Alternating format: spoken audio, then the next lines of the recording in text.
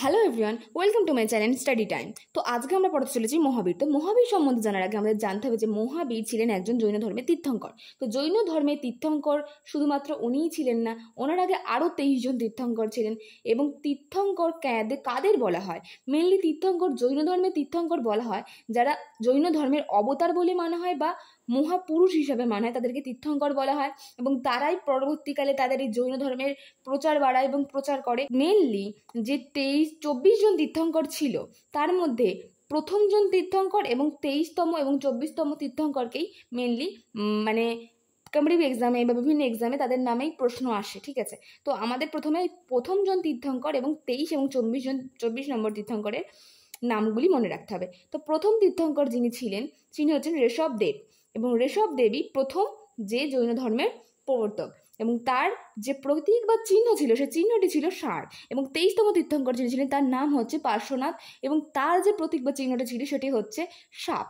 এবং যে 24তম তীর্থঙ্কর ছিলেন তার নাম হচ্ছে মহাবীর, এবং যার প্রতীক বা চিহ্ন ছিল সিংহ। মহাবীরের জন্ম বৈশালী জেলার কুন্দ গ্রামে, যেটি এখন বর্তমানে মজফরপুর জেলা নামে পরিচিত, এবং জায়গাটির নাম হচ্ছে বসার গ্রাম, এবং সাল হচ্ছে খ্রিস্টপূর্ব 540 খ্রিস্টাব্দ। মহাবীরের পিতৃদন্তক নাম হচ্ছে বর্ধমান, আর তিনি জাতক নামক ক্ষত্রিয় বংশের লোক ছিলেন। মহাবীরের পিতার নাম ছিল সিদ্ধার্থ, তার গুরু ছিলেন কৌশল, এবং তার কন্যার নাম ছিল প্রিয়দর্শনা, এবং তার জামাতার নাম ছিল জৈমিনী। এই জৈমিনী নামটা খুব ইম্পর্টেন্ট, কারণ কি জৈমিনী ছিলেন মহাবীরের প্রথম শিষ্য। এবং জৈন ধর্মের যে আদি শাস্ত্র গ্রন্থ ছিল তার নাম ছিল কল্পসূত্র, এবং সেটি রচনা করেছিলেন ভদ্রবাহু।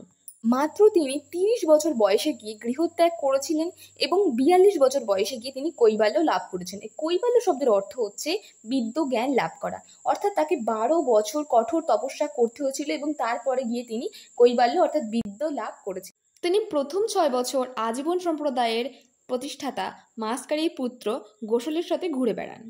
এই বিদ্যা লাভ করেছিলেন জম্বিকা নামক গ্রামে পরেশনাথ পাহাড়ের কাছে ঋজুবালিকা নদীর তীরে একটি শাল গাছের তলায় কঠোর তপস্যা করার পরে বিদ্যা বা কৈবল্য লাভ করেছিলেন, এবং তারপরে তিনি মহাবীর শ্রেষ্ঠবীর জিতেন্দ্র নামে পরিচিতি লাভ করেন। পরবর্তীকালে তিনি মাত্র 72 বছর বয়সে বিহারের পাবা নামক স্থানে দেহত্যাগ করেন 400 খ্রিস্টপূর্বাব্দ। আশা করছি ভিডিওটিতে ভালো লেগেছে তোমাদের। এরকম ধরনের আরও ভিডিও দেখার জন্য চ্যানেলের সাথে যুক্ত থেকো, চ্যানেলটাকে সাবস্ক্রাইব করে রেখো, বেল আইকনটা অল করে রেখে দিও, এবং শেয়ার করো ভিডিওটাকে। দেখা হচ্ছে নেক্সট ভিডিওতে।